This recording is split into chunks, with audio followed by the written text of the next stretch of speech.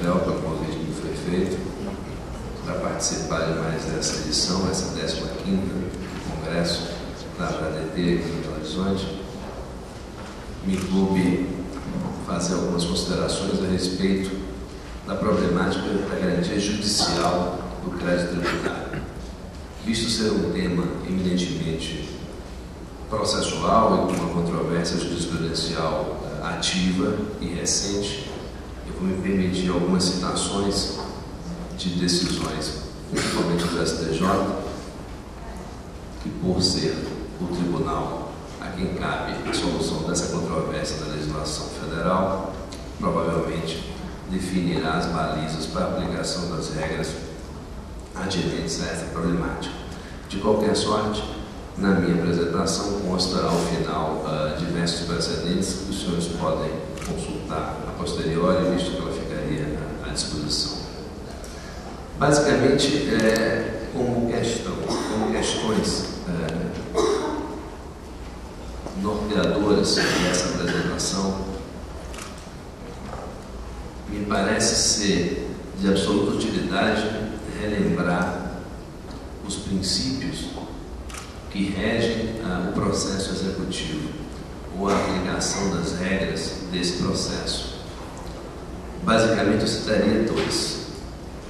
O princípio da menor onerosidade atribuída ao devedor, esculpido no artigo 620 do Código Processual, e o princípio da execução como ferramenta de satisfação do interesse do credor, esculpido nos artigos 612 e 646 do Código de Processo Civil Brasileiro.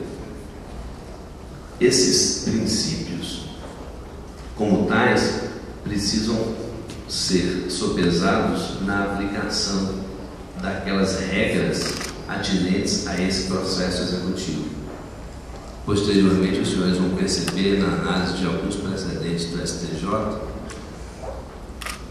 que houve, na minha opinião, uma certa confusão a partir da reforma do Código de Processo Civil, trazido pela Lei 11.382 de 2006, e na dicção de alguns votos da primeira sessão daquele tribunal, que entenderam que essa reforma, na verdade, trouxe um reequilíbrio de forças, ou talvez tivesse trazido o retorno do princípio da execução como instrumento de satisfação do direito do credor em detrimento do princípio da menor onerosidade para o devedor. Não me parece que foi isso que aconteceu.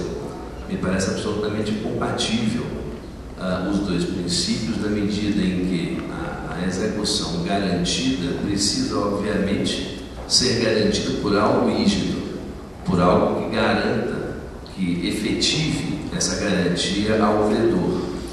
Ao mesmo tempo, havendo garantia rígida, mas que não seja aquela mais líquida, dinheiro por excelência, prioriza-se essa em homenagem à menor onerosidade, ao princípio da menor onerosidade atribuída ao devedor. Infelizmente, me parece que assim não entendeu o STJ, apesar de restar uma oportunidade de manifestação ainda em recurso representativo de controvérsia pendente do julgamento do ministro Cachoeira. Analisados esses princípios, vamos às regras, que obviamente para os senhores são bastante conhecidas, mas, como eu disse inicialmente, vale serem relembradas. Então, antes de adentrarmos na legislação ordinária, tanto na lei de execução fiscal como na legislação que ela suplementa, que é o Código de Processo Civil, artigo 655, 656, basicamente, é importante lembrarmos que no direito tributário existe norma geral que regula garantias e privilégios do crédito tributário. Essa norma geral, Código Tributário Nacional, foi alterado pela Lei Complementar 118, que incluiu ali o enunciado do artigo 185A desse Código Tributário, estabelecendo, a meu ver, um direito e, ao mesmo tempo, uma obrigação para a fazenda. Um direito de pedir, de requerer a indisponibilidade dos bens do devedor. Uma garantia para o devedor e um dever para a fazenda na medida em que exige o esgotamento das vias alternativas de identificação de outros bens penhoráveis antes de se fazer este requerimento. Indo para a legislação ordinária, nós temos claramente no artigo 9º da Lei de Execução Fiscal a previsão do direito do devedor de nomear bens à penhora ou de oferecer dinheiro ou de apresentar fiança bancária, e deixo claro a segregação entre essas três coisas, porque, como diz a doutrina processual capitaneada pelo professor Barbosa Moreira, Alexandre Freitas Câmara, entre outros, o dinheiro e a fiança bancária não se equiparam à penhora, são equiparáveis por força da lei, tanto assim que presidem do termo de penhora. Ele estabelece um direito claro para o devedor de, após citado, ter o seu prazo para nomear bens à penhora ou oferecer esses dois bens à garantia da execução e, posteriormente, para o protocolo da sua defesa através dos embargos. Somente com o não cumprimento desse seu dever passa esse direito à fazenda de nomear ou de identificar tanto os bens quanto basta para a satisfação do seu crédito. No artigo 11º artigo da própria LEF, existe a ordem de preferência. Ordem de preferência, obviamente, fundamentada na liquidez daquela garantia, porque, como mencionei, o princípio de satisfação do interesse do credor sempre existiu. Existiu no Código de Processo Civil muito antes da sua reforma, existia também na Lei de Execução Fiscal.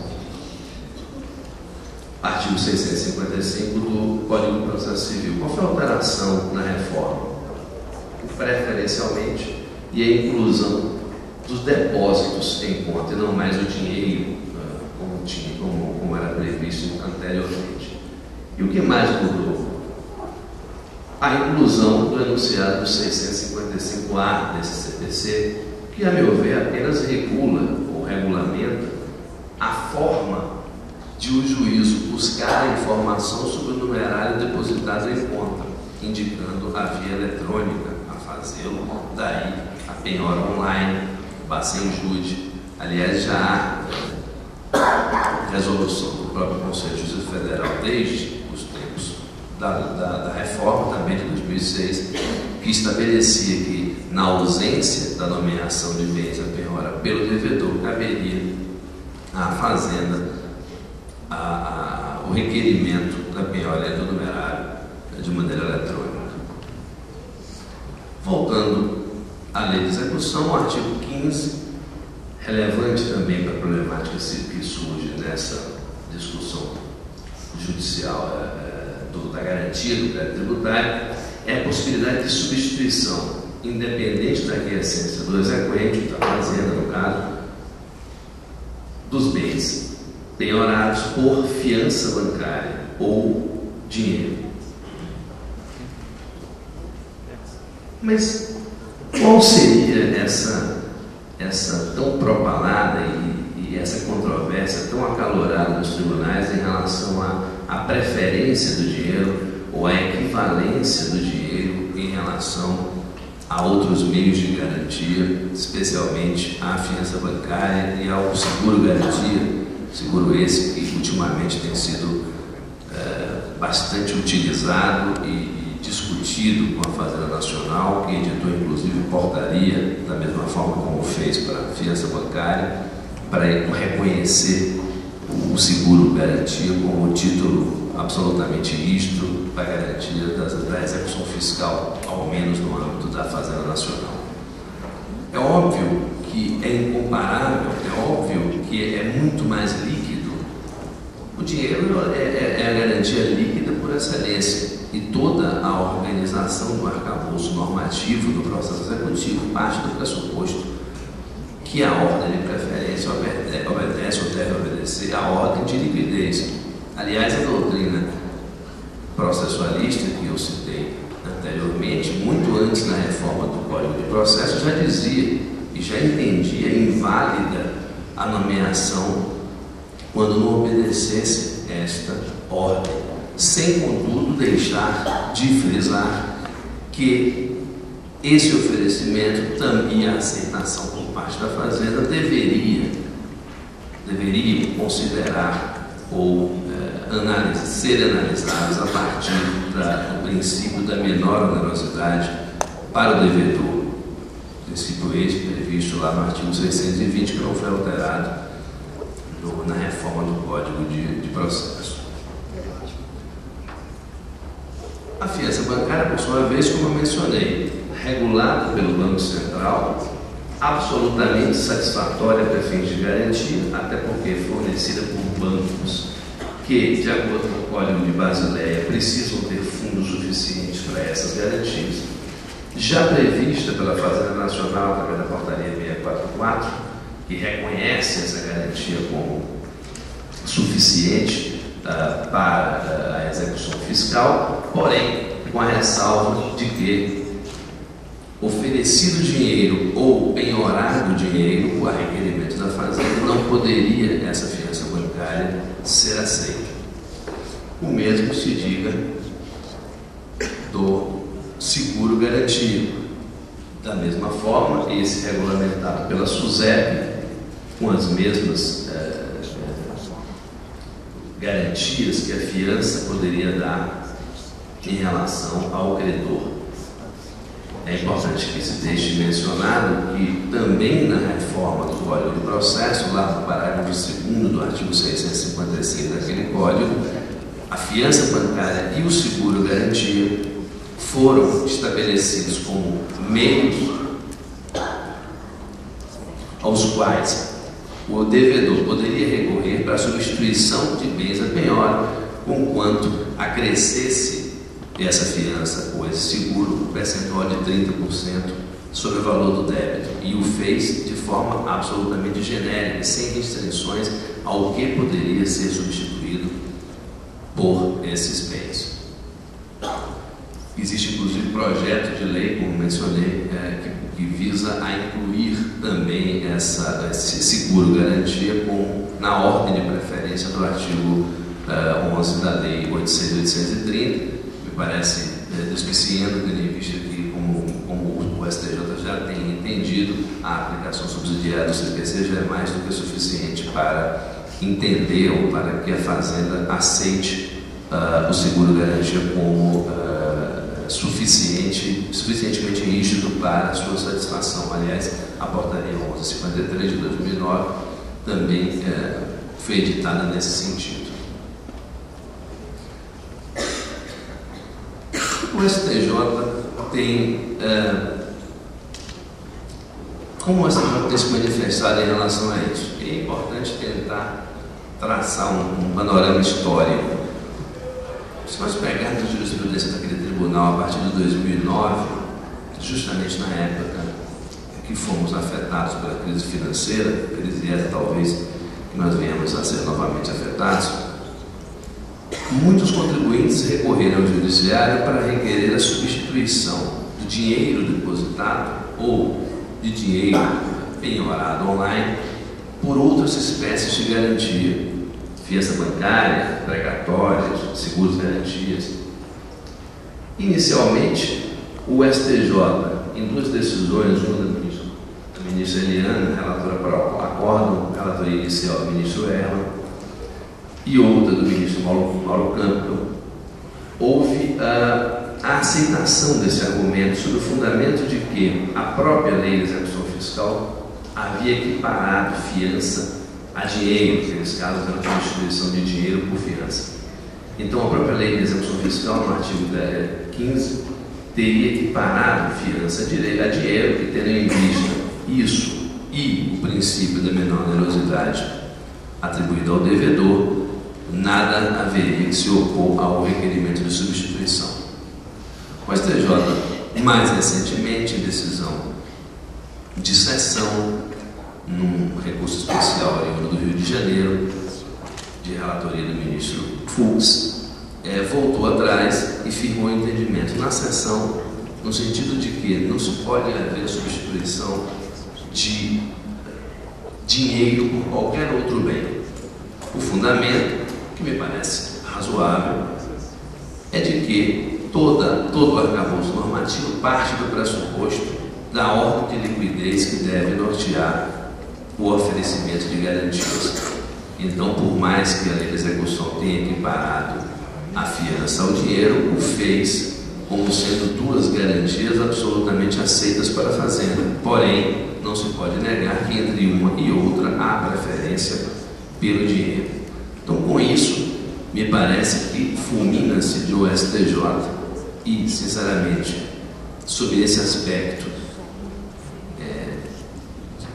coerentemente com o sistema que regulamenta a garantia do crédito tributário de juízo, a questão da substituição do dinheiro por outro bem. Mas então, qual o problema? Bom, o problema é que, do outro lado, a Fazenda Nacional, em vários precedentes, tem tentado desconsiderar outra garantia já oferecida e regularmente aceita por bloqueio de numerário.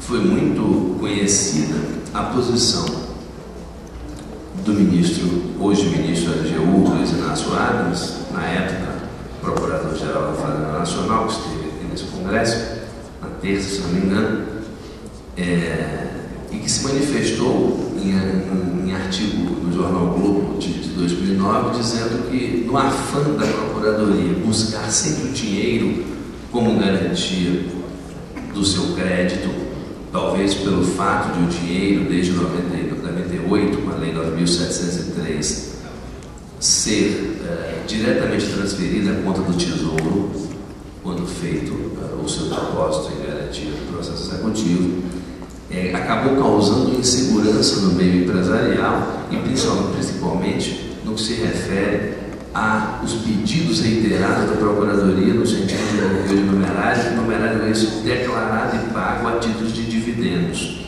ou juros sobre capital próprio pagos nesse mistério.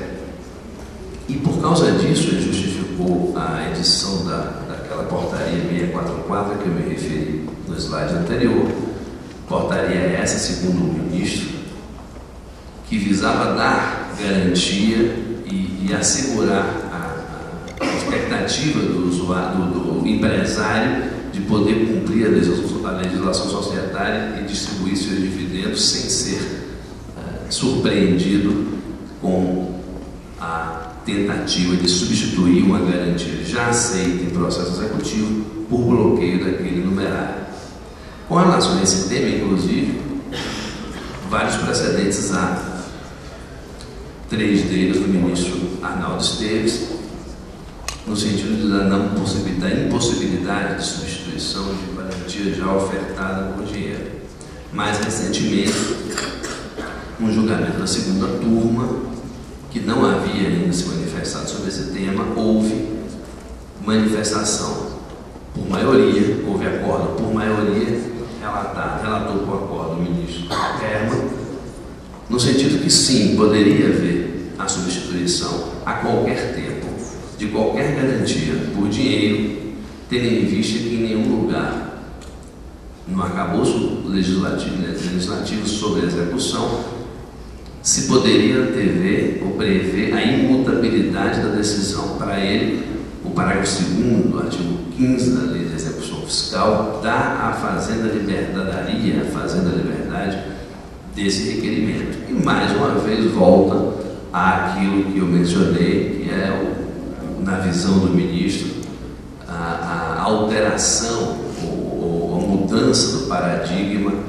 da garantia do devedor pelo paradigma da satisfação do credor, que, segundo o ministro, adveio da reforma do Código de Processo Civil. Então, com base nisso, aceitou essa substituição. Essa decisão desafiou embargos de divergência, tendo em vista os precedentes proferidos na primeira turma, como mencionei, e deve estar sendo decidida essa questão ainda nesse ano, na primeira sessão. Ou seja, já se decidiu que não se pode substituir dinheiro por nada. Agora, a pergunta é: a Fazenda pode a qualquer tempo, depois de já garantida a execução, substituir qualquer que seja esta garantia por dinheiro? Essa é a questão que me parece que tem sua solução absolutamente oriunda da interpretação sistemática das normas que eu mencionei. Então, havendo a constatação de que existe um direito do devedor de nomear bens a penhora, e se ele, citado, cumpriu o seu direito de oferecer e ofereceu garantia rígida e satisfatória para aquele desiderado, no caso, fiança bancária, ou mesmo seguro-garantia, nada haveria que justificar, a não ser, obviamente, vícios supervenientes àquelas garantias, a fiança ou o seguro, essa que eu mencionei, nada justificaria a que a Fazenda peticionasse ou requeresse o bloqueio de numerário como garantia mais efetiva ou garantia mais líquida. Me parece que houve aí uma super avaliação do princípio da satisfação do interesse do credor em relação ao princípio da proteção do devedor, no sentido de garantir a ele a menor onerosidade no curso do processo de execução.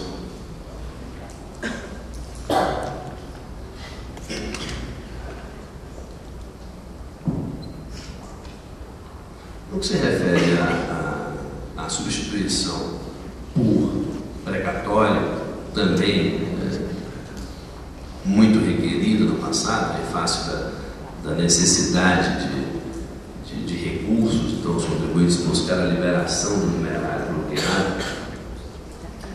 O STJ tem posição pacífica, inclusive com súmula, no sentido de que a Fazenda pode recusar a oferta de precatório em garantia. É interessante a decisão, que a decisão, ao mesmo tempo que ela diz que o exequente não pode negar o precatório por impenhorável, ou seja, reconhece o precatório como item que se pode oferecer a garantia, regula em súmula que ela pode recusar, óbvio que ela pode recusar, até porque ele está na última linha da ordem de preferência mencionada no artigo 11 da 6.830. O ponto aqui que ainda fica sem resposta, a respeito de algumas decisões interessantes nos tribunais de justiça do Rio Grande do Sul e Santa Catarina, é no sentido de a própria exequente ser a devedora daquele precatório. Então, no caso da exequente ser a própria devedora do precatório, qual seria a possibilidade de ela dizer que aquele título ou aquele bem é ilíquido e, por causa disso, recusar a oferta desse bem como garantia?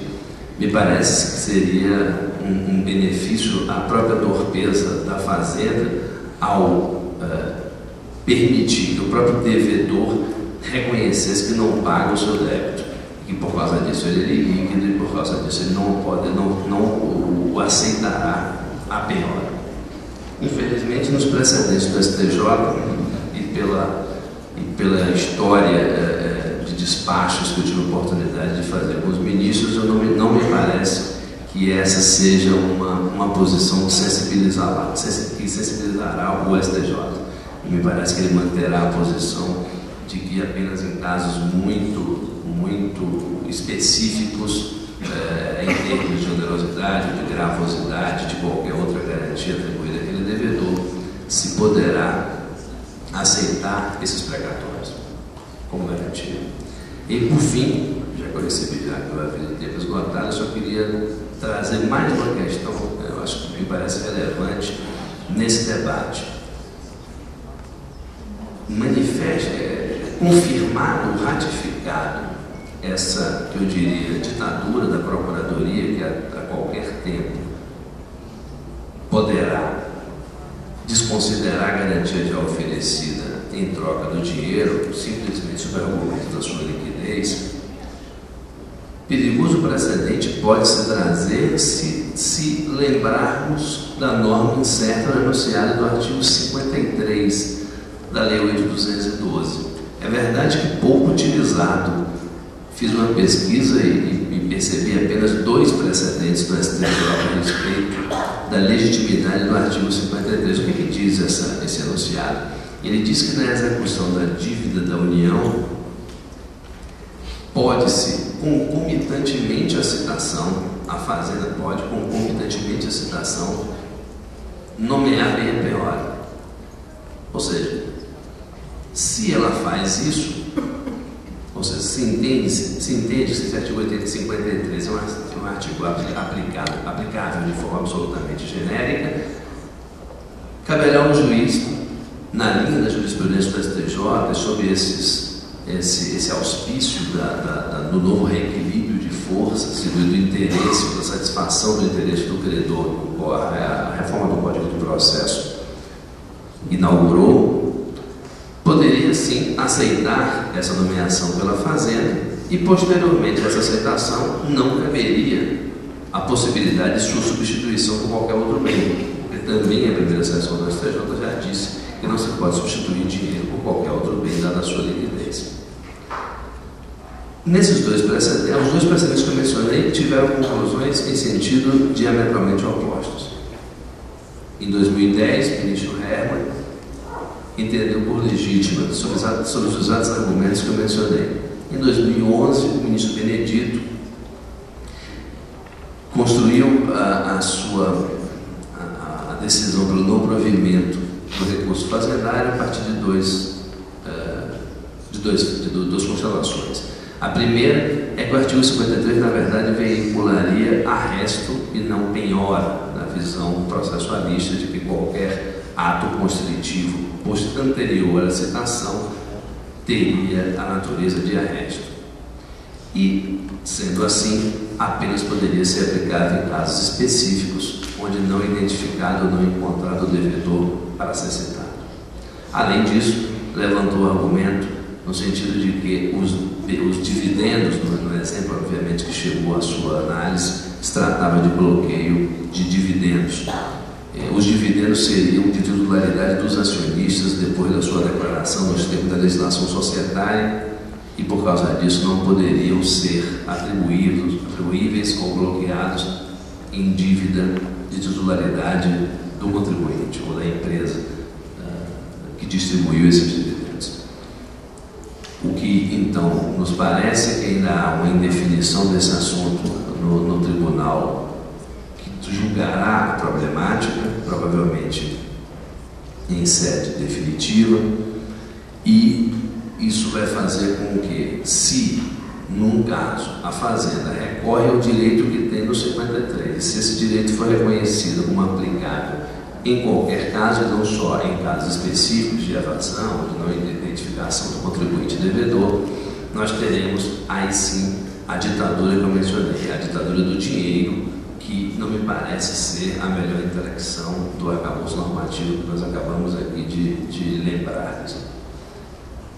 O que temos ainda de novo, como mencionei, que vale a pena prestarmos atenção, até porque, pela pesquisa que eu pude fazer, ainda não houve nem contrarrazões ao RESP do contribuinte nesse caso, apesar do recurso estar afetado nos termos do 543B à sistemática de recursos repetitivos, que é a análise que o STJ fará a respeito da necessidade ou não de esgotamento dos meios alternativos antes da busca do dinheiro com satisfação da garantia do executivo fiscal.